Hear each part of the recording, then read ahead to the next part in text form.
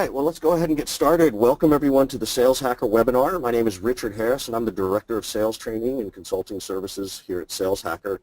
We are very excited to be discussing the topic of sales incentives, and very specifically today, why sales incentives are your secret weapon for 2017 quota attainment, which is sponsored by our good friends over at Apttus. So thank you, Apttus, for sponsoring this, and we're glad to have you all here. We certainly do see the irony of having a sales incentive webinar on the 30th of the month, so we know many of you are probably trying to get close to your goal, and we appreciate you taking a little extra time out of your day to do that. Before we jump into it, I want to go through a couple of housekeeping things. If you've been on our webinars before, or if you're new, we do like to try and keep these interactive, so if at any point you have a question, please put them in the question box. We'll be more than happy to monitor that throughout the session. There's also a chat box over on the side too. If you're comfortable, we'd love it for you to introduce yourself just by your name, the name of your company, and maybe how big your sales team is. I think it's always fun to see who else we're engaging with in these conversations. So without any further ado, I want to go ahead and introduce our panelists. So first we have Jason Lowe. Jason is the General Manager at Incentives Portfolio at Apttus, which is the category-defining leader of quote-to-cash business solutions. Prior to Apttus, he spent about 12 years as the global lead and GM at Oracle, and responsible for the whole go-to market of their all their incentive products. Before that, he was responsible for incentives, rebates at SAP, and some of the best-of-breed solution providers. And his experience spans a ton of verticals across all geographics, probably ridiculously different size sales teams from the very small to the massively worldwide global entities. And he's built a career on providing technology and solutions geared toward motivating people to really push their own boundaries, which I think is really a big thing to talk about, because it's not just about hitting goal. It's getting people to achieve things even they didn't think they could achieve. We're also joined by Greg McLaughlin, CRM and business automation expert. He's launched an innovative CRM, quote-to-cash, and incentive compensation management platforms for the last 25 years at Fortune 100 and 500 companies like GE, United Health, and Pitney Bowes, as well as some small and medium-sized businesses. So he's definitely got this great depth of knowledge no matter what size company you're in, which I think is always really important to share. His experience spans a lot of industries, from finance to manufacturing to high-tech and healthcare and advertising, and he recently appeared as a keynote at the Salesforce Live TV at Dreamforce this year about his experiences of implementing quote-to-cash. So again, I think he's definitely the right person to be on this call. So gentlemen, thank you very much for taking some time out of your day on November 30th. Welcome. Thanks for having us, Richard. Thank you very much. Yeah, you're very welcome. So let's jump right into it. It's November 30th, right? And it's about sales incentives, and we are talking about next year. Why are we talking about sales incentives? Isn't this something that's sort of a known entity? Like, if you're going to have salespeople, you better incentivize them, and we'll leave out all the Wells Fargo sales incentive jokes for this webinar. Well, and that is something to talk about. I think that when you think about sales incentives, right, this is the intersection point between the goals and objectives of what senior leadership wants to have happen and the execution that the rank and file or the stormtroopers out in the field are going to do. And so whether it be the goals or objectives for an organization be things like a better adoption of their CRM systems, or more accurate sales forecasting, or moving into new geographies, or selling, or moving into new product lines or new industries. Just because the goals of senior management are set, we still need to find the WIFM, right? The what's in it for me, in order to align those goals with the people that are doing it day to day with the desires of senior management. And so I personally, because I've been in, as you mentioned, I've been in the incentive space for a long time, and I'm a big fan of behavioral economics, right? And behavioral economics posits that people are predictably irrational. And a lot of times we'll do things not only that are not in our best interest, but a lot of times things that are to our own detriment. To give a little bit of an example, so you mentioned it's November 30th right now, and then at the end of the, and we're approaching the end of the year. And at the end of the year, one of the things that we're going to start hearing about is in about a month's time from now are New Year's resolutions, right? And we're going to talk about resolutions for saving more money for retirement, or I'm going to start eating better, I'm going to start exercising more, I'm going to start losing weight, or whatever the resolution is. And so when we make these resolutions, like, there's no doubt that we mean it. But if we did this, then we candidly would be the healthiest versions of ourselves. And we're not, because by mid-February, most of us give up, right? And so humans will do irrational things, even sometimes to our own detriment. And so going back to your question, so incentives, that's, from my perspective, that's the Valhalla, right? This is the intersection point between what leadership wants to have happen and what the people on the ground that do. And the way that you do this is by rewarding those people that are responsible for getting you those results. I think that's great, and I love this behavioral economics piece because it's way more than just throwing dollars at people, right? I think that's probably, as three of us, without giving away too much information, have been doing sales for a few weeks now, maybe a few months. It was always about the dollar, right? But now it's about, you can use that to actually change behaviors. Greg, any comments to what Jason had to say there before we sort of move on to the next question? Yeah, well, I love the analogy of the New Year's resolution. The bottom line is that incentive compensation is all about driving behavior, driving the behaviors that are going to be a win for the company that you work for, a win for your customers, and a win for you as a sales rep. So you need 3 wins to be derived from one incentive compensation plan. Because it's really the reason we all come to work. It's kind of like every year you set a New Year's resolution to achieve a certain revenue target or to achieve a certain profit, and the incentive compensation are the monthly rewards that keep you motivated to stay on track to that New Year's resolution during the course of the year. So I thought that was a really great analogy that you made, Jason. The reality is that incentive comp in and of itself is not the only tool for keeping people on track, because there are things like recognition by your peers, or stature in the company, or power to take on new responsibilities and make additional decisions. Though people are motivated by non-monetary factors as much as by incentive compensation. And so you want to have an incentive compensation plan that incorporates all those elements to keep people engaged, feeling fulfilled, and motivated to reach the objectives of the company and create those 3 wins: customer win, the company win, and the employee win. Yeah, I think that's great, and I know we're going to talk in a few minutes about different types of incentives. What have you seen work and not work? We'll hold off on that for a moment, but I'm excited to have that topic too, because it isn't just about dollars every day, right? There's a lot more you can do. Greg, from your experience, what's the impact of incentive organizations what impact is this really having? Have you seen companies, and maybe Jason afterwards, where they didn't have incentive programs and it worked, or they didn't have incentive programs and it didn't work, or they had the wrong incentive programs? Like, what are you seeing out there? Yeah, I think that really good incentive compensation plans, as I said, they drive behavior. But what is behavior? Behavior is really just a series of choices that your people make at certain critical moments with their customers, or with their prospects for that matter. And so aside from driving behavior, your incentive comp plan should really guide the right choices at the right moments in time, even down to who should I be targeting? What questions should I be asking? How do I recognize an opportunity? And how do I recognize the customer's need that fits what's best for the company? So, incentive compensation should be a lot more than, managing a series of payouts.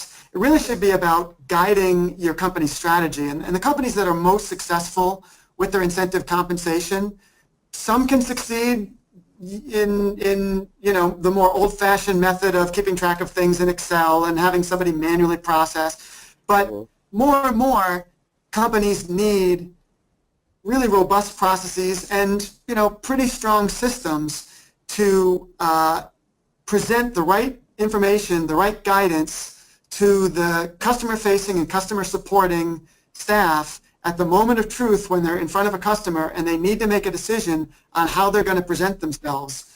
that's really where the success of a really strong, effective, integrated incentive comp program creates that overwhelming benefit of success for your customer, success for the company, and success for the employee. So it's really about making incentive compensation a strategic tool for delivering that overwhelming benefit. Yeah, I'm glad we had a question from the audience, and their comment is that they really like this sort of idea that it's more than just about the dollars and cents of it all. It's more than just, closing the deal and focusing on the right behavior. Their question is, what kind of examples can you give, not of the payout, but of the behavior, right? Are you talking about dials and talk time in an old school inside sales world? Are you talking about number of demos that succeeded? Like, what are some of those things, maybe a little more tangible? Yep. Yeah, and I'm not necessarily a big proponent of getting to that super granular level where you're paying people for the calls and you're paying people for their sort of minute activity within the broader behavior. But I think a good example of, the comp plan driving behavior is when you take your entire quote to cash sort of strategy and you break it up into your configure, price, and quote, and your contract lifecycle management and the other components of quote to cash. If you can effectively take your comp plan and infuse it into your quoting process such that at the point at which I'm deciding how to configure the solution for my customer and how to price that solution, if I could get a forward-looking insight into how the compensation is going to play out given quote number 1, quote number 2, or quote number 3, it's going to drive my behavior to try to deliver the quote that maximizes my compensation. So the challenge to the company that is managing this behavior and is trying to make the profit off of this business, the challenge to that organization is to structure the comp plans in such a way that as I, the sales rep, create my quotes and I set my pricing and I configure my solution, it works out that the solution that is best for my company is also best for the customer, is also the one that delivers the highest compensation. So you really have to understand your product strategy.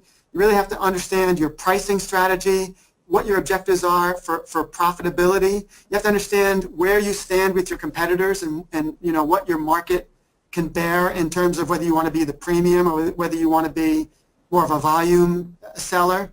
And you have to factor all of that into the strategy around how your comp plans pay out. And then an absolute best practice is to then deliver that insight well before the sale is made, well before you process the comp, as a predictive sort of indicator at the point at which your sales reps are performing the behavior of creating the quotes.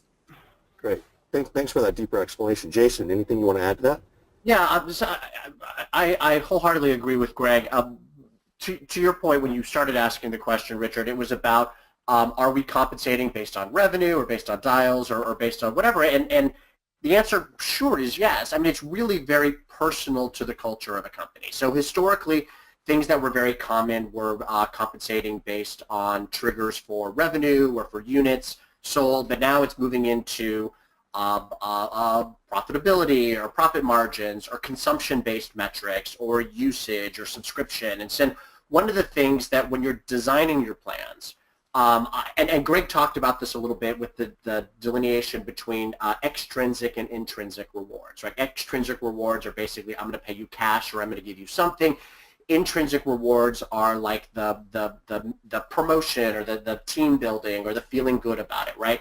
And so a lot of times when you're designing things, I delineate when I'm asked when I'm working with an executive team and they're designing plans or designing a new compensation strategy, I always break it down into what I call leading indicators and lagging indicators. So lagging indicators, those are those things that have happened that are recordable, that financial actuals are tied against. That is, a certain amount of revenue, certain amount of units sold, a payment's been made, an invoice has been generated, an order's been booked, etc. But then there's the leading indicators, and the leading indicators, things like number of outbound phone calls that you might make, or number of leads that you might collect, or what have you. And those are not things that look, I'm not going to give you $5 for every outbound phone call you make, but it might mean something to me. And so maybe I would start leveraging non-cash based incentives, things like maybe instead of $5, I'll give you 5 points, right? And then this is where the intersection between traditional cash-based incentives come together with like game elements, right? So the gamification type of things, which it's important to delineate gamification with points for tasks, right? There has to be a game and there has to be a fun, there has to be a way that people, human nature work, again, going back to behavioral economics, human nature works in a way that people need the ability to game the system. And so it's not just points for tasks, but actually having the same game elements that you would in an incentive program in order to drive it. But the cash will be reserved for what I call the lagging measures, and the leading measures would be more toward the things that maybe non-cash based incentives or points or other intrinsic motivators. And so finding that right balance is core to finding the WIFM, right? The what's in it for me, in order to get people to do what you want them to do. So, what's maybe changed, and Jason, I'll sort of continue with you if you don't mind. Isn't this stuff companies have already been doing though? Like, have they been doing this or not, or is it sort of ripe for disruption because it's been done a certain way for so long, and that's why we see, whether it's the gamifications or the quote-to-cash companies like Apttus, really start to succeed because you can help measure and reward. I'll use that word, loosely here. Right. Not loosely. I mean, you can use it head on because, to be honest, here's the deal, right? So incentives have been around since the dawn of time, or at least since the dawn of the Industrial Revolution. If you look at your personal lives, if you have chores for your kids and you try to incent them to get them to do certain tasks, I mean, that's the basis of an incentive program. We call it bribery in my house. Well, bribery, sure. We can call it bribery in the enterprise world as well sometimes, because here's the deal, right? Sales is hard. You know what I mean? I mean, the pressure as a salesperson, those people that are attending the Sales Hacker Conference that work in sales, you guys know this, right? The pressure of constantly being measured against your quota, right? That are how much business are you closing, that you're going head-to-head and combating competitors, or you're in these semi-hostile negotiations as you're trying to close a deal. And so constantly being measured against your attainment to date. I mean, it's the whole, from your senior leadership, it's the whole, like, what have you done for me lately, right? And so there are plenty of other positions within an organization that are more low-key, things that would allow you to sleep or maybe get a better night's sleep potentially. But, so the question is, why do people sell? And it's because of the incentives. I mean, it's your comp plan. If it was not for your comp plan, you would not be able to retain or recruit the best and brightest in order to have a really competitive sales force. So, so to your point, reward or bribery or however you want to look at it, it's not a bad term. We have to lean into it. It's human nature to find the what's in it for us. And so it's something that embrace it and understand that this is a tool in your arsenal in order to drive the performance and to recruit the types of people that you need to in order for your organization to be successful. Yeah, I always tell my wife and my friends, they're like, well, is it really that hard to be in sales? And I say, well, look, could you imagine being on a diet all the time? Yeah. That's what selling is like. It's like you're on this constant diet of measurement, and every moment you cheat in sales or you try to cheat, you just end up hurting yourself. Like, it's like eating that whole chocolate cake. So, but I'll digress and say, and go back to Greg. In what comments you might have on this topic. Yeah, I like the analogy of being on a diet. It's almost like every pound you lose, you make another $100. But if you don't lose 5 pounds, you don't get any money until you lose, until you get to the threshold. Right. So all good analogies around this whole concept of the coin-operated sales rep or the pay-to-play scenario. And it is a hard job because of the pressure of the constant being measured against a target. That word target is kind of a scary word. I've got a target on my back. Yeah, no, absolutely. So, Greg, sort of coming back to you on another question, what are the advantages you've seen from a deployment, and maybe this might even be more fun, what are some bad examples you've seen of things, right? Like people are on here, yes, they want to learn best practices, but they also want to make sure I don't want to make a mistake that someone else already made. And sometimes, without naming names and pointing fingers at people or companies, what are some things that you've seen work really well, and what are some things that you've seen just like, well, that didn't go over so well, like a lead balloon, right? The classic bad example is where you have this extreme lag time between when the behavior takes place and when the incentive compensation is paid out. Because somebody made the analogy of it's kind of how you bribe your children. My kids come home with a really good report card.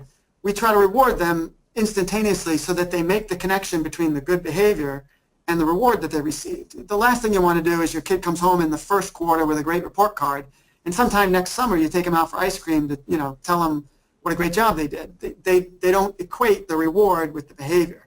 And so, some of the bad examples are, I make a sale at the beginning of a month.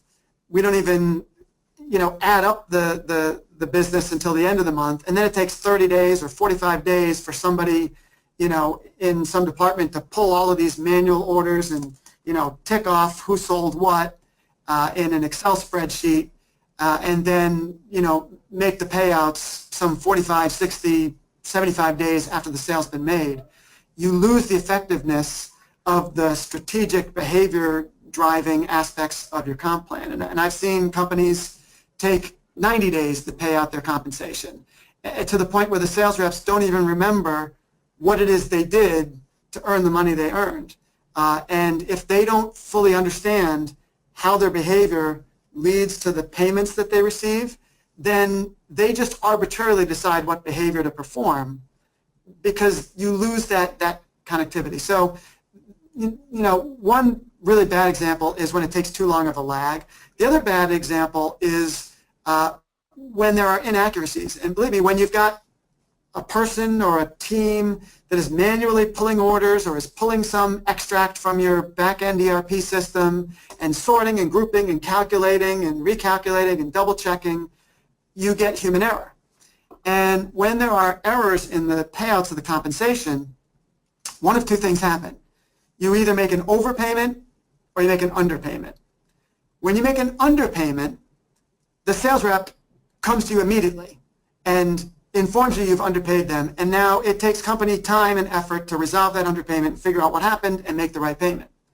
But when you make an overpayment, you don't hear boo from the sales force. So you typically end up overpaying because you know immediately when you've underpaid. You don't always figure it out that you've overpaid, and as a result, your comp plan doesn't really accomplish the financial goals that you set out to accomplish at the beginning of the year. So those are the two biggest red flags that I've seen and the two biggest challenges that I've worked towards resolving with the companies that I've worked with. So, the better example is to connect your incentive comp through an integrated system into your quote to cash or whatever your CPQ or your quoting process is.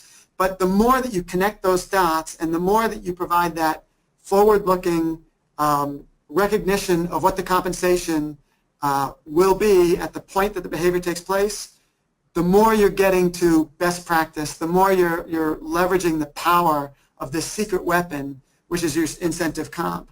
I talk about sort of 4 stages that companies go through, starting at poor and working their way to world class. And the first step is manual, offline, manual, pulling orders, pulling extracts, managing it in Excel. Your compensation gets paid, but it's not timely, and it's usually not accurate. Or it's not as accurate as it should be. Your second stage is some level of automation. Sometimes companies implement these sort of one-off incentive comp platforms. Okay, so now you get a little bit better accuracy, you get a little bit better timeliness, but you're still not leveraging the strategic nature of your comp plan by giving that forward-looking view up front during the quoting process. So then you get to the automated and proactive stage where you're now able to provide that forward-looking view of the compensation and you're paying it more accurately and more timely. And that's sort of the best practice that I've seen. I think where it's going is this whole concept of infusing intelligence into your incentive comp program such that not only are you giving a forward-looking view to your sales reps into what they stand to make on a quote-by-quote basis, but you're using the intelligence that you get out of the decisions they make throughout the course of your sales process to inform you on how you should be tweaking or changing or modifying your comp plans to better support your strategy moving forward. And a great example of that is the ability to use an intelligence-based system to structure next year's comp plans, apply them to last year's data, or apply them to the last 3 years' worth of data to get a forward-looking view of what behaviors you can expect next year based on the way that we're setting up our comp plan this year, applying it to last year's data. If you can get to this sort of holistic intelligence stage of automated, proactive incentive compensation management, that's what great looks like, and that's what world-class looks like in this arena. That's great.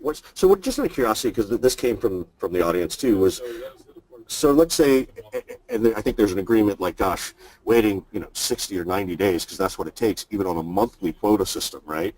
Or if you're on a quarterly quota system, how are you talking about recognition along the way for different parts of things happening? Like, because you can't just, or can you actually pay cash sooner? Are you saying pay it sooner, or pay it faster through the system? Are you saying, no, for certain behaviors that occur, give us some kind of reward or recognition, which may or may not be cash, right? It could be part of this point system that Jason was talking about, so that there is some immediate ice cream, after the report card. Yeah, absolutely. The more automated your incentive comp and the more connected it is to your quote, configuration, contract management, revenue recognition, the more those platforms are connected, the more immediately that you can pay out, because you don't have this lag time of sort of manual processing and calculating and testing and making sure. But your gamification elements can and should be instantaneous. You shouldn't even have to wait till the end of the month. You should almost be able to provide insight into standings, on a day-by-day basis. And there are all sorts of gamification platforms out there. And you don't even necessarily need a sophisticated platform, right. But you should be able to provide, sort of insight and standings and recognition even throughout the course of a month, so that you don't have to wait till the end of the month to do another round of driving behavior. You can drive behavior as that behavior is taking place through, some of the gamification platforms that are out there, or through your incentive comp platform itself. That's great. Really, really great. Jason, any things to add? Well, I agree. So one of the things that regarding the timing of payments, it's always based on when your compensable event is and when you recognize revenue as an organization. Some organizations can do it earlier in the booking process. Some people do have to wait for services rendered or what have you. So it's just to be mindful to try and minimize the gap, because when there is a large gap in between the time that the behavior is performed and that the reward is provided, the longer that time, the less connection for salespeople. Right. But that's just, but again, different industries are going to have to handle it based on the constraints and a lot of regulations that they face within their ecosystems. To start off with, or to go back to, you were asking what are some of the things that work well and that don't work well. And I've seen some programs that are incredible and some programs that I wouldn't wish on my worst enemies, but I think that there's, without getting into specifics of the programs themselves, I think there's some themes to it. I think a program, an incentive program works well when there's clarity of sight. And what I mean by that is that, look, so I talked earlier that incentives are kind of the Valhalla by tying together the goals of senior leadership with the execution. And a lot of times organizations, like if you look at how much time people spend on their marketing strategy and determining what's our marketing and our brand going to be and how is the world going to see us, and or how much time an organization spends on their sales strategy, right? Like how are we going to go to market and what have you. And I tell organizations, like, if you're not investing the same amount of just intellectual investment into your incentive programs as to how they're actually going to behave, as you are with your marketing strategy or your sales strategy, I just think that's a huge opportunity lost. And so clarity of sight. By clarity of sight, what I mean is, as an organization, pick 3 or 4 priorities that you as a company have. 3 is a magic number and 3 is good, but 4, maybe 5 tops, right? And align all your incentives for everyone to those 3 or 4 priorities. So all the incentives for all your reps, all your inside sales, all your territory people, all your product overlays, all your sales consultants, your client success people, your partner sellers, like whoever, right? Align all of those to the same priorities, because when you can get people in lockstep, those tend to be the programs that yield the best results, from my experience. Yeah, can you give an example or two, or maybe, here are 3 things you've recommended to different companies as they try to build? Well, I mean, so a lot of times it's more than just, hey, let's put together a spiff and let's just put together a bonus and throw something together. It's like, let's take a step back and let's do an offsite with executive leadership and say, look, what am I promising to the board or to my shareholders, or what are the most important things? Is it going into this new segment of a business? Is it moving into this geography? Maybe we've been really strong in the United States and EMEA, but now we're going to pay special focus to APAC and particularly the ASEAN region, right? And that has to be the focus. Or maybe it's we've been focused in the B2B market, but now we want to do a B2C thing. So find out what are those things. Boil down everything that you want to do to the top 3 or 4. Give them this clarity of sight, so that there's no confusion. Because if reps can't understand their plans and they can't understand why they're actually doing something, if you're setting up, basically if you can't communicate why something's happening, then how effective is that really going to be at augmenting someone's behavior, right? Yeah. So, Go ahead. and then I go into bad stuff too, if you want. But clarity of sight, and just come down your top 3, 4, 5 things and just focus on that and build your plans around that. And just align that so that everyone's working in lockstep. That's a symptom of what I've seen, or a side effect of some of the more effective plans. When people I'd love if you'd expand just a little bit on maybe some bad examples, just to try and help people understand what not to do. So again, like there's no best example. I'm not going to single out a bad. So where clarity of sight was a theme, I think, for some of the best programs, I think lack of visibility into unintended consequences is kind of a theme for the worst programs. Because programs can be created with the best of intentions, but when you're designing it, you always need to look out for, so what are the potential unintended consequences that can happen? There's that old quote from Jack Welch, who's the former CEO of GE, and what he said is, show me a company's comp plans and I'll show you how its people behave, right? And so the law of unintended consequences, Richard, you mentioned this in the beginning, can have a very public result, which is like what we saw with Wells Fargo, right? And the measurement of sales based on the number of new accounts. And so, sure, it sounded like a good idea, but then people are people and human behavior is human behavior, and if I have a number to hit, show me the comp plan, I'll show you how its people behave. I've also seen it where I've seen companies try to build comp plans for inside sales teams that are not tied to revenue, but are tied purely to the number of new leads that are entered into a CRM system, which sounds good in the beginning, but ultimately it's going to lead to bloat. Right, and you're incenting bad data management, and again, that's just an unintended consequence.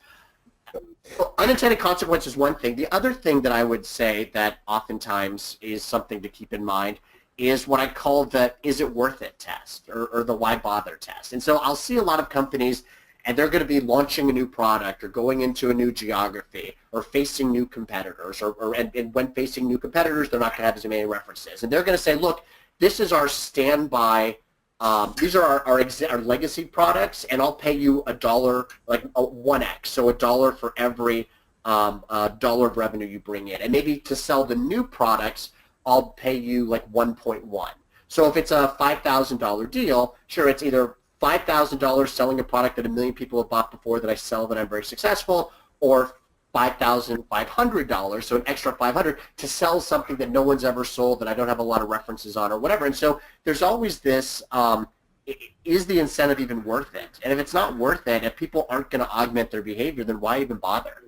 So if you're going to do it, go into incentives need to be purposeful, right? And it needs to have enough gas to change people's behavior. And if it doesn't, then I say why bother? If it's not going to align to get you the results you need, then it's just spending good money after bad to not get the intended results. That's great. I really like that. If it's not going to change behavior, then it's the wrong comp plan. And on the other hand, you also don't want to over-incentivize so that you run into a Wells Fargo situation. Sure. Yeah. Understanding those measures, those leading measures and lagging measures. Absolutely. Absolutely. And this, I'll throw this out to both of you. What are some of the lessons learned, right? Some hurdles that you've had to see people overcome when they make a change to a comp plan, right? So it's one thing to have a comp plan if you're a mature company like Apttus. You're very mature. You have a comp plan. You might be at that stage, as you said, Greg, you had 4 stages. You're certainly outside the Excel spreadsheet phase, I think. Sure. And you've got a fairly robust team, and how often do you review your comp plan? Do you make change for change's sake, or is it possible that you hit Valhalla and you finally hit the nail on the head? The comp plan's not going to change that much anymore, other than maybe when there is an incentive around a particular project, product, or something special, right? I think the first thing I'll say is there's no Valhalla, and there never will be, because even if you blow out your plan, the phenomenal performance of this year becomes the expectation of next year, and then next year's expectation goes up from last year's phenomenal performance, and so what's great last year becomes the baseline for next year. And so Valhalla is like the carrot in front of the horse that just keeps getting further and further away, no matter how fast the horse runs. But I think some things that I would comment. Jason made a good point about if you're incenting behavior and that behavior isn't worth the incentive, then simplify it out of your plan. I think a good example that I've seen there is when people do incentivize activity, tasks. X number of calls will produce Y reward. The trap you fall into is incenting activity without the perspective of the strategy, right? So I'm incented to put a bunch of names into our database, so I'm going to find names and put them in the database. I don't know if they're good names, bad names, real names, fake names. Doesn't matter. The more names I put in, the more I get paid. That's the wrong behavior, and that's incenting activity without an underlying strategy. And so that's one red flag to avoid. I think you said you asked what could we do better if I knew then what I know now. I think one thing I've learned is you can never talk to enough people or gather enough feedback trying to figure out what that comp strategy should be. You take the time to interview reps, interview the end users, the people that are performing this behavior, and find out from them what behavior works for them, what strategies do they think are going to help the company get to the objective. And don't just talk to your favorites, because everybody has their 10 favorite sales reps that they talk to when they're trying to figure out what the comp plan should be. Talk to the people that you never talk to. Talk to the people that are detractors or people that are complainers. Find out why they're complaining, what are they complaining about, and what's their perspective.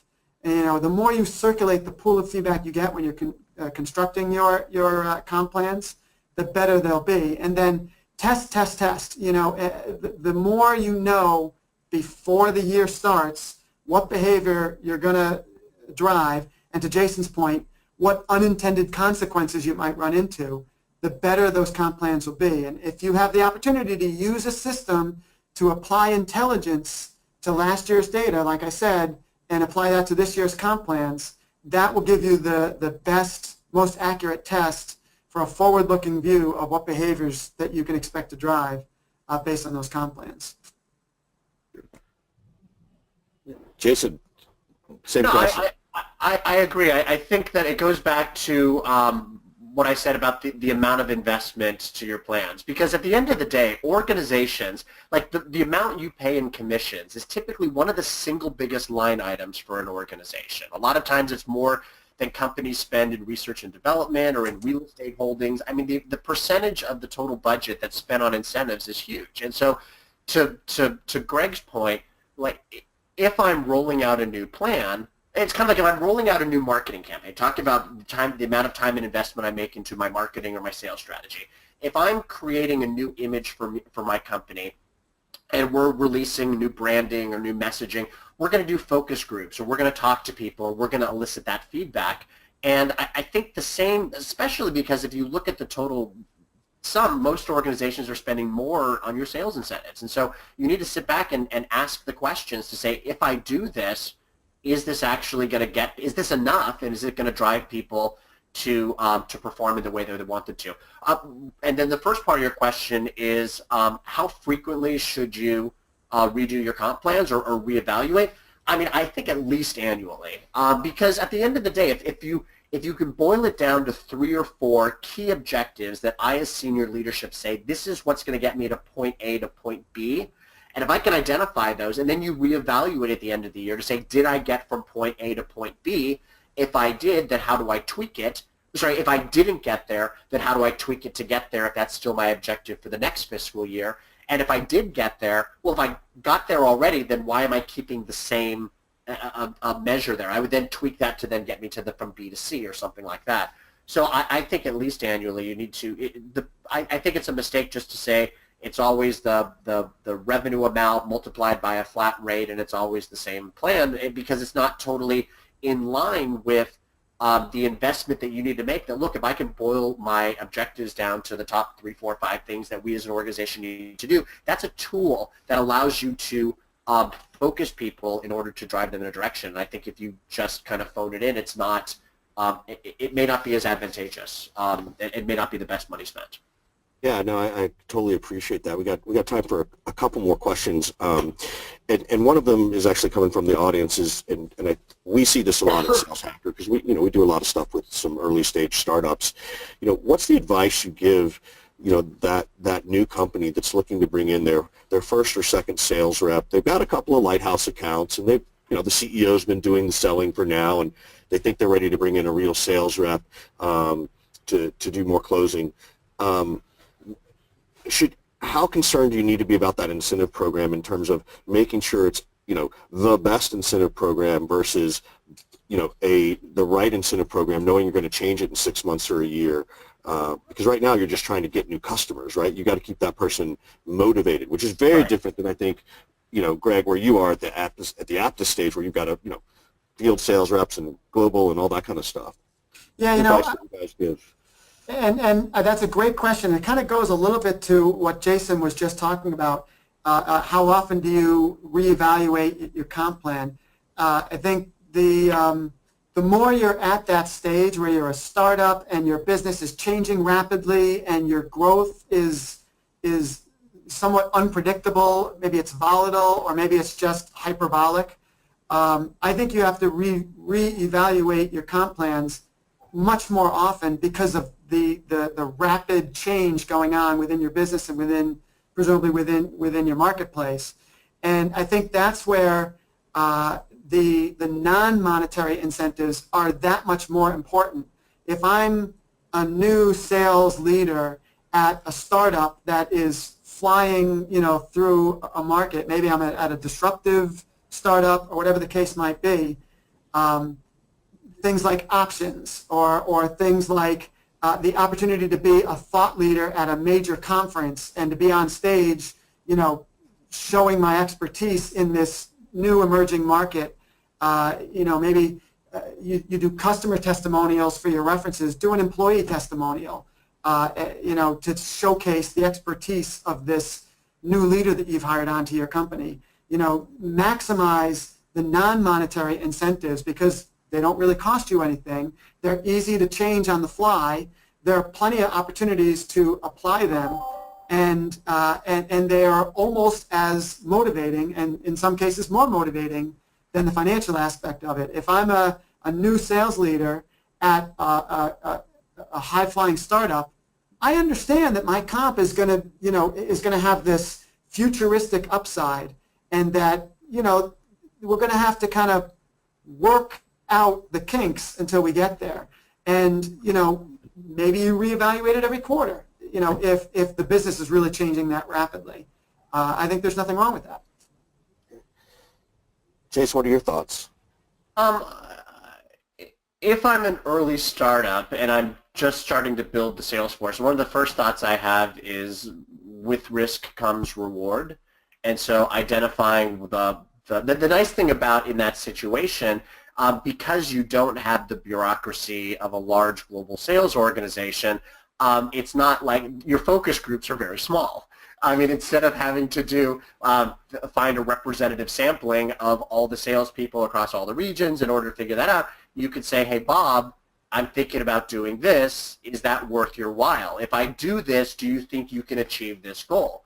And it's about playing. It's about understanding the what's in it for me is different for everyone. For some people, I just need the kumbaya feeling and I just need that warm and fuzzy hug. For other people, it's like, no, I need the cash reward and the trip to Hawaii. And so in other people, it's somewhere in between. And so the nice thing about it, the challenge is that it's a little bit of the Wild West. And so you just have to keep in mind the whole with risk comes reward. But I think it also is an opportunity for you to dabble and to play, because if the senior leadership are the people that have been doing all the selling, and then you can communicate with Bob or whomever and talk with them about it, and then find out, are those the drivers that drive them? It can be a very personalized compensation structure. Yeah, Jason, I would add to that, having that process be collaborative will make that sales leader very engaged and feeling ownership of their own compensation. You can't always do that in a big sales organization, making everybody feel that level of engagement and ownership. But in that smaller environment, what you're talking about, where maybe it's reevaluated more often, or you sit down and you say, hey, let's plan this comp plan together, and you can take some control over what level of risk you want to put into it and how we want to structure that risk and how we want to structure that reward. You get a high level of engagement, which keeps the sales leader fulfilled and keeps them focused on that future reward that will come out of that collaborative process. Sure. Great. Well, this has been great. And gentlemen, thank you so much. Just real quick, if people want to get in touch with you or maybe learn more about what you're doing, can you give them give yourself a quick little plug of what you guys do individually, and then, of course, how they can get a hold of you if they have additional questions for you? Sure. I've been a thought leader in the CRM environment and done a lot of work with Quota Cash. Easiest way to find me is on LinkedIn, and you can just connect with me or send me a note, and I'd be happy to answer any further questions, give any insight, have a follow-up call, and just sort of talk through anything that people in the audience are going through that I might be able to help them think through. Sure. And can you just give people a little bit of an overview about Apttus? I know you sort of hinted at it a little bit. Let them know what you guys do in case they want to talk to someone over there. Was that to me? Yeah, sorry, Jason. Perfect. Okay, great. So, Richard, as you mentioned earlier, so I'm the GM for the incentives portfolio here at Apttus. Apttus is a business solution provider in the cloud software space that literally wrote the book on the quote-to-cash process. We defined the category, and we've been a leader in the space since its inception. What quote-to-cash in a nutshell is, it's that process that specializes in driving all the processes from the time that a buyer shows interest that I might be interested in making a sale to the final realization of revenue. So typically, you'll have your CRM systems out here, your ERP out here, in the middle in between is this that traverses between that is your quote-to-cash process. And then for more information on Apttus, on incentive compensation, on managing incentives to drive behavior, to check out demos, etc., I'd point everyone to to my corporate website, which is apttus.com. So that's apttus.com for more information. And if they want to get a hold of you, Jason, how should they do this? Should they tweet at you? Should they LinkedIn with you? I think I'm not the best tweeter, but I am on Twitter, but I would say the best way is LinkedIn. Great. I respond very quickly. Awesome. Well, gentlemen, thank you both so much for taking time out of your day. And for those that have joined us today, thank you for doing this on the last day of the month. We do appreciate the irony of it and are very glad that you all came here. And thank you for your questions. We look forward to seeing you at our next webinar, which is next week, December 6th, where we'll discuss achieving sales mastery through virtual sales training. So if you're thinking about what you're going to do for training next year, this will not be a sales hacker training thing. This will be done by another one of our partner affiliates. So thank you very much, everybody. We look forward to seeing you next time around. Thank you. Bye, gentlemen.